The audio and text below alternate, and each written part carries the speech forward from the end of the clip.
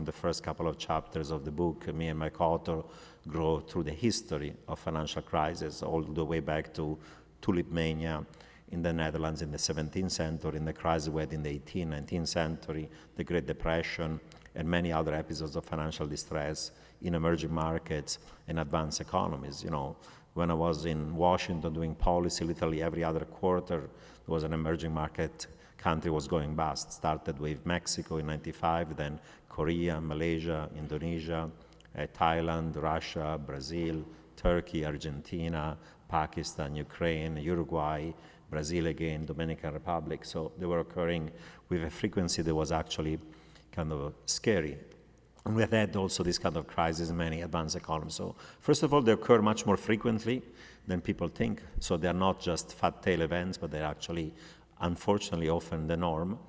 And secondly, they're becoming much more virulent. If you think about the damage that is caused by financial crisis, you have the recessions, fall in output, fall in employment, fall in incomes, destruction of wealth, housing wealth, stock market wealth. And usually the fiscal cost of cleaning up these financial crises tend to be huge in terms of bailing out financial institutions, of the fiscal stimulus is needed to avoid a severe economic downturn. So not only they're occurring much more frequently than the past, they're more virulent, they're damaging, and the cost of cleaning up the mess is significant. That's why, one, understanding economic and financial crisis, and two, trying to prevent them is becoming really important. There is already a backlash because of this financial crisis against market economies, against free trade, against capital flows, against trade liberalization. And I think that part of the backlash is because the economic and social cost of this crisis have become so large and excessive that there is rightly so a populist backlash against them.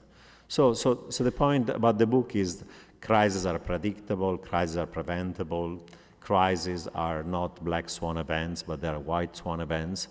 And we try to understand them, and they occur throughout history, across countries and throughout history. Now, another thing I think is important to consider here that relates actually to what's happening right now is that while many of these financial crises come from a build-up of excessive amount of risk-taking and debt and leverage in the private sector, for example, in the recent crisis, too much debt and leverage by households, by banks, by other financial institutions, even by some subset of the corporate sector. When you look at the data today, you see that these debt ratios for the private sector are now stabilizing at a very high level.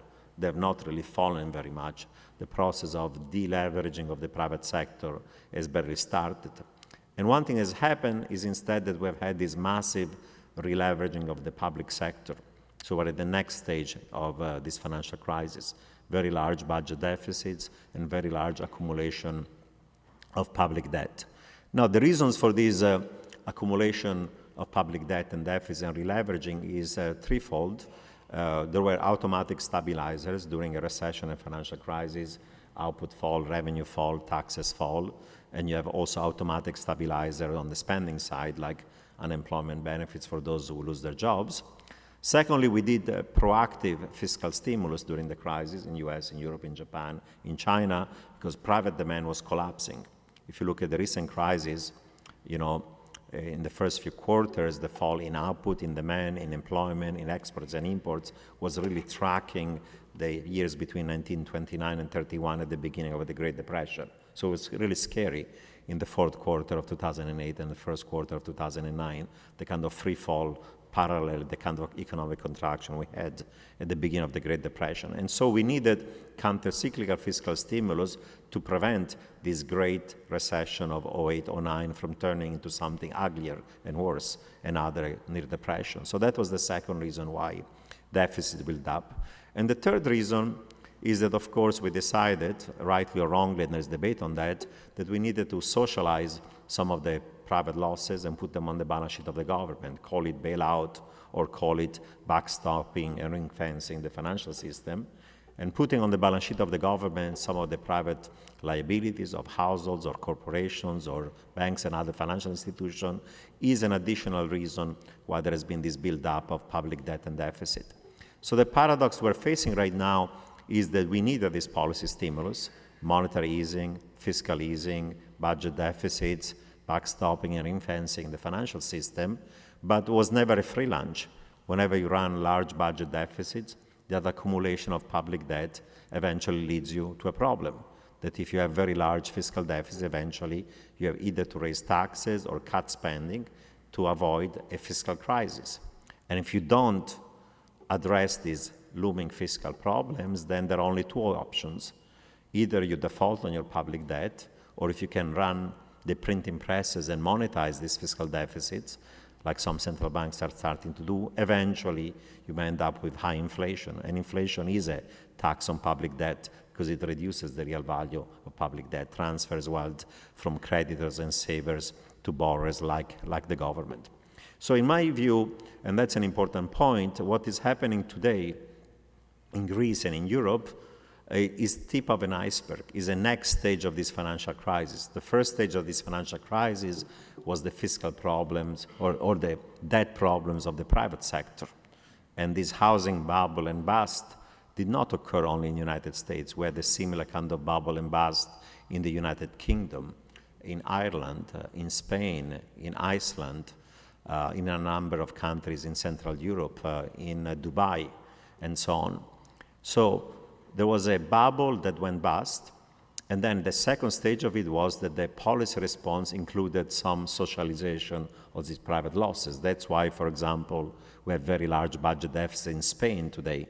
The fiscal cost of cleaning up their banks is going to be huge. The same in Ireland, in Iceland, and other parts of Europe. So we've had this releveraging of the public sector, and one of my concerns is that while this stimulus on the fiscal side and the ring fencing of the financial system, as I said, was necessary to prevent a great recession from becoming another Great Depression, now we're at the next stage of this financial crisis, one in which if we don't address these fiscal issues over time, by raising taxes and cutting spending, eventually we will have a fiscal train wreck, or if we monetize this fiscal deficit, we're going to have inflation going up, and that's going to be also disastrous.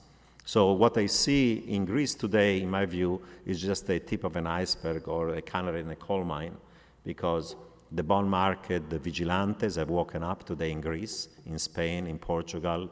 They're starting to wake up in the UK, in Ireland, in Iceland. They've not yet woken up in the United States or in Japan, but think of it.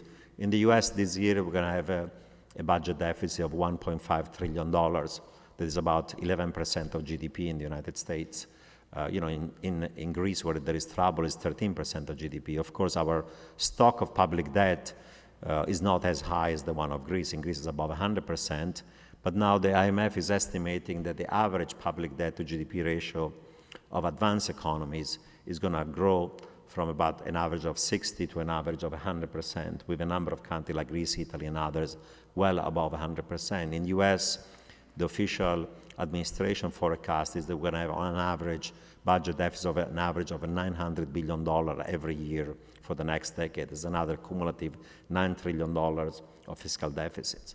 So I think that everybody recognizes while the stimulus was necessary in the short run, and I think I supported it because otherwise the alternative would have been even more disastrous, another depression, we have to address this looming fiscal crisis. And if we don't address it through the traditional adjustments, then we'll have a fiscal problem. And one of the things that concerns me, and not just about the United States, is that while what's necessary to be done is known, we know that we have to find a compromise in which we cut some forms of spending, we raise revenues. There is a political problem in the United States and other countries, is the problem of divided government, of political gridlock, of a disappearing center, to using a term of a recent book about the political system. That is that countries are divided, governments are weak or divided, and therefore making the tough policy choices is not easy. For example, in the United States, I would say that the situation is one in which there is a significant political polarization between Democrats and Republicans. Somebody senior in Washington told me, he's been around for 30 years, he says, I've never seen so much hatred, not just division between the two parties in Congress in Washington like I've seen today. On one side, the Republicans are against any form of tax increases. George Bush father was willing to reverse his read my lips, no new tax statement and risk losing the presidency as he did when we had a looming fiscal crisis in order to save the country, while I would say today the Republican Party is closer to the views of, say, Tea Party Republicans are dead against any form of tax increases. And on the other side, I think that also the Democratic Party has not realized that we'll have to do sacrifices also on the spending side, that unfortunately we have to control entitlement spending and other forms of spending, that the only way we're going to reduce this deficit is going to be somewhere between reducing spending and raising revenues.